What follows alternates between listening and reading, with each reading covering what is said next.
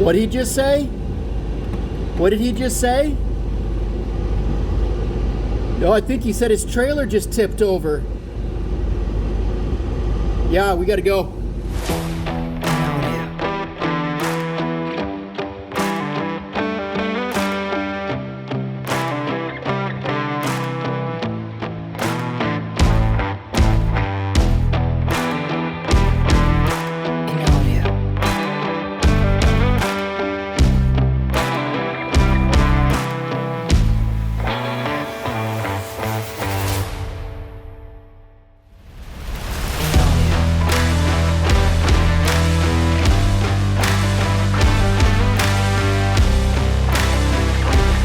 Not the way I planned for this trip to start, but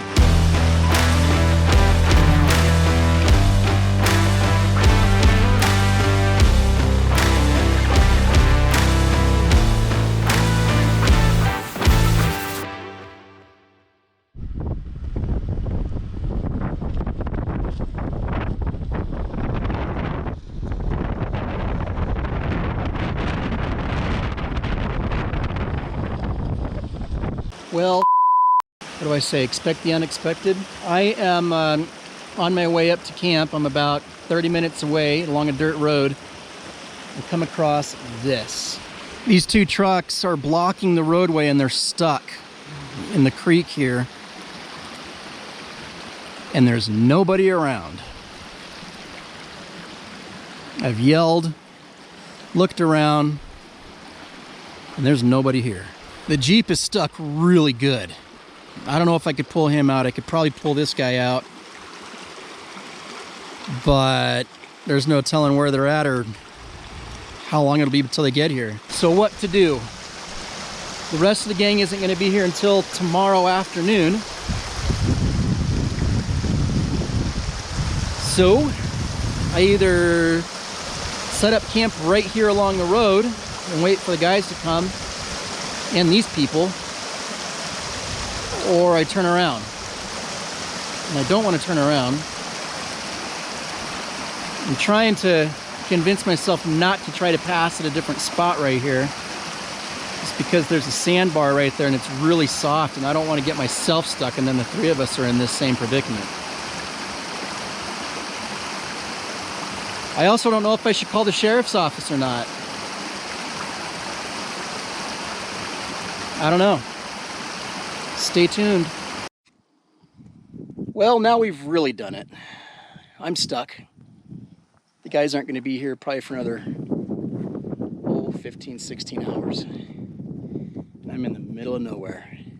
But it is what it is. At least we got food, water. I got the Zoleo, so I'm able to talk to them. Thank God for that thing.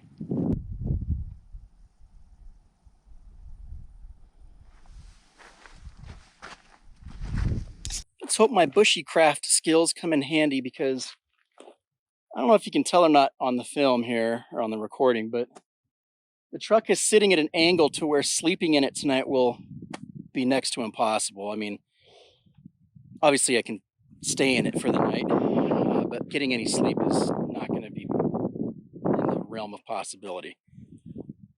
So I'm going to look around here, see where I'm at. I see a big rock outcrop right here in front of me. I got a small, I don't have a tarp. I've been looking at them right before this trip, so I should probably get one now. I do have a large, like 6 foot by 6 foot, or 8 foot by 8 foot wall that goes on the side of an easy up. So I think I can use that. I've got everything else I need, so I'm going to see if I can find somewhere to make shelter for the night. That way I'm at least on flat ground and could potentially get some sleep, because the guys aren't going to be here for so long. Let's see. Well, this is a new one for Dirt Road Reset. The reset has not begun, needless to say. The other thing that somewhat concerns me is this.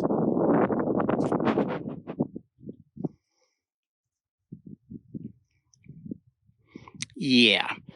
You see that rock, a big, massive piece of granite sticking out right there. Let's go check it out. So I'm at the rock here, and that's not going to work because it goes down. And there's a wash down there, and that wouldn't be smart. The truck's all the way over there. This looks like it might be promising. Right there. Not too keen on hauling all my gear down there. So I've been digging for about 3 hours now, and I'm exhausted. There's just no way I'm getting out of here. But there will be a few purchases when I get home. Max tracks and a jack, and possibly look into getting lockers for the front and rear on the truck. I think if I had any of those three things, I could get out of here. I have a bottle jack, but tried that. It doesn't work. All I need is a good pull from the back, and I'll be out. So I'm not concerned. I contemplated setting up camp down there by that rock, cropping. There's a couple other little spots, but Keith says he's on his way. He's going to be here in about 4 hours. I'm just worried he's going to get stuck too because it's night, and I would not want to do this road at night, but bless him for coming out and trying to get me. Either way, the guys are going to be here in the morning. The biggest reason why I'm not going to set up camp out there is it's been raining a lot. There are scorpions out here. There's snakes. If we were up in the higher elevations, I wouldn't think twice about sleeping on the ground. But being out here, I've already had enough problems on this trip, so I don't need that as well. So it'll be a long night. I guess it would help if I explained what happened with the Jeep and the truck. Well, I sat there for about 30 minutes, and the Jeep owner came along and said that truck had been there for a couple days, and he was trying to pull it out. Doesn't know where the driver's at, and he got himself stuck. Believe it or not, I was able to cross that creek and position my truck to pull him out. God, this Zoleo is a lifesaver, though. That's Scott messaging me right now. So yeah, you do a good deed and look at what happens. Oh, well, I guess it all adds to the story, right? I have got a beautiful sunset, though.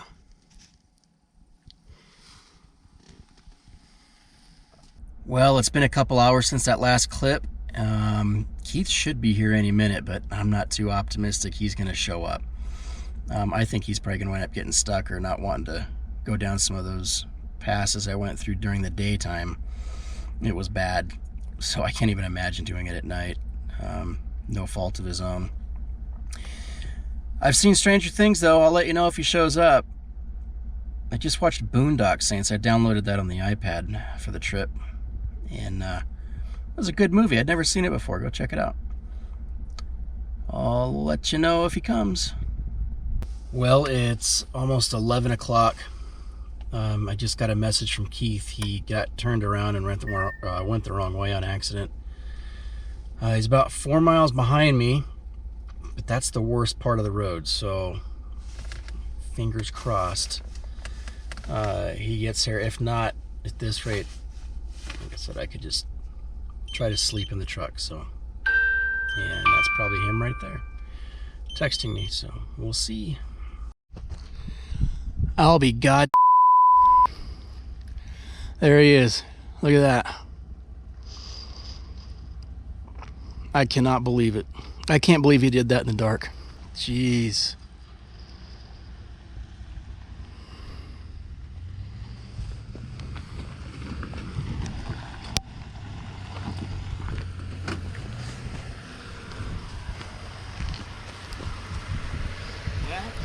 I've got good friends. That was intense. Well, it's 1 a.m. in the morning, and we made it, finally, 14 hours later. Is that not the creepiest thing you've seen out in the middle of nowhere? Can't wait to look at it in the morning. I am tired. I'm going to bed.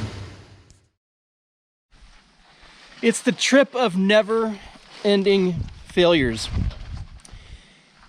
Didn't sleep very good last night, but we got set up. Keith and I. I'm sorry, what? Scott just sent a message on the radio saying his trailer tipped over about a mile down the road. So come along with us. This is turning into quite the adventure.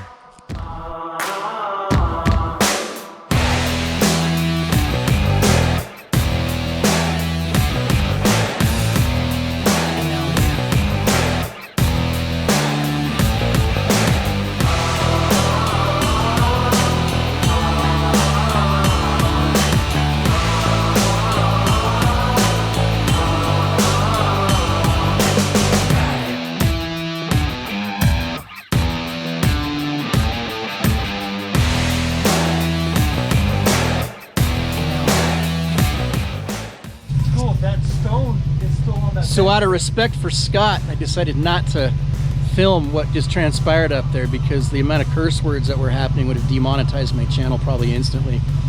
But we made it. Finally made it. In one piece? Well, more or less, yeah. More or less. Yeah. With all the rains that we've had in Arizona the past, oh man, like 5 months or so, it's literally transformed the landscape and the geography and the topography. Nothing looks the way it did even 2 years ago, so the buddy system is definitely recommended if you're traveling in this area. But we're here. The reset now starts.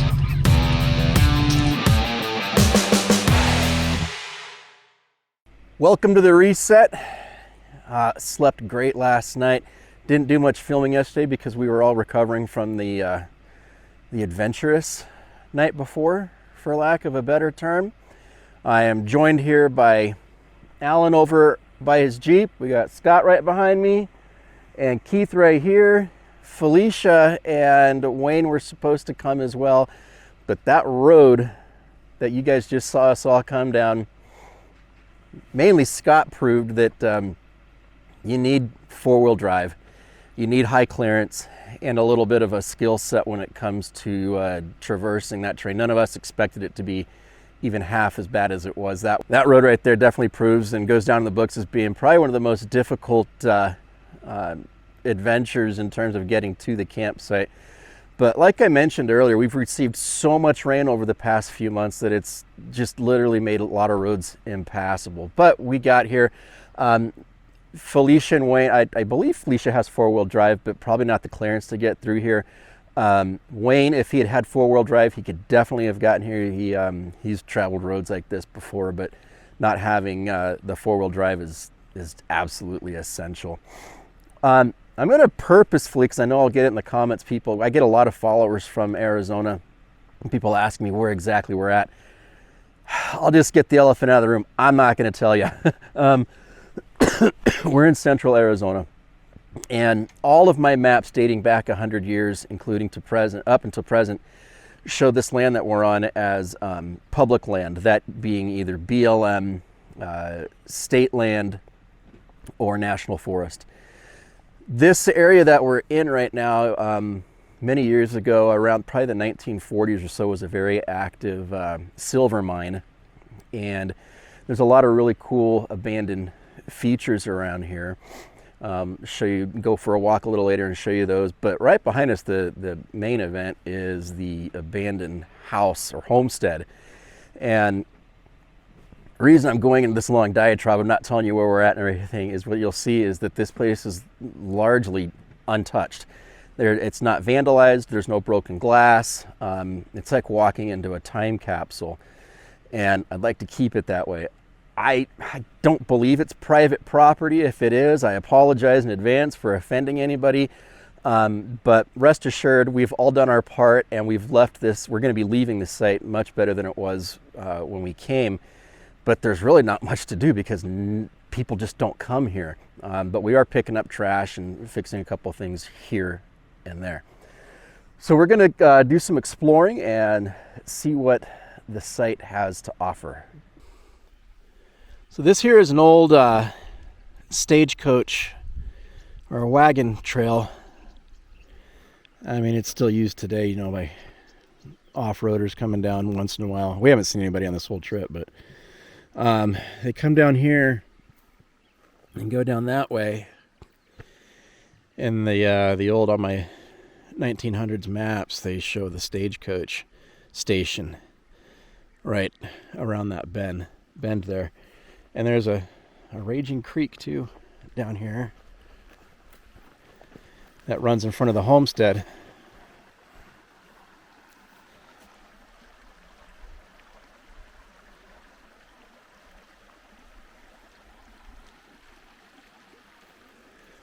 Another cool thing is, as you walk along this old trail here, it's just tons of what appears to be pottery shards.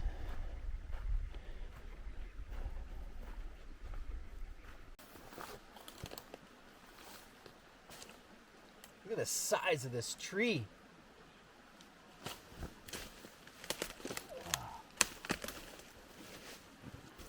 Man. Massive.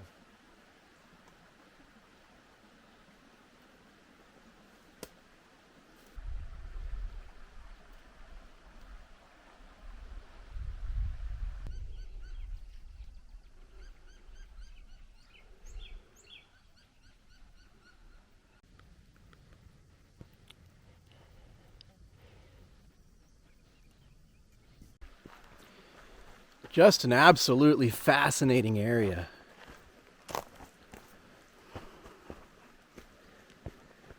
Not taking anything, just enjoying it where it lays. I had to put that in these videos too. If you guys could see some of the comments that I get.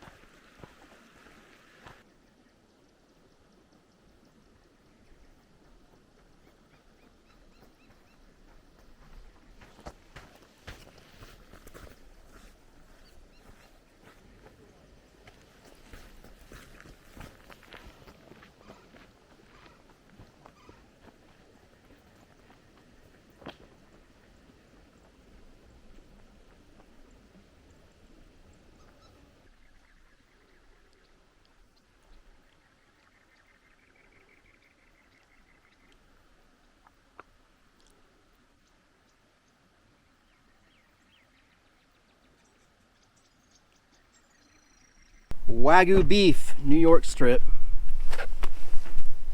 A whopping $15 per piece of meat. Some Idahoan homestyle butter mashed potatoes. And Walmart's finest pecan pie. Let's do it. I don't know what's in it that I don't like. It's a Canadian shit, that's why. Yeah. I'm not gonna do it.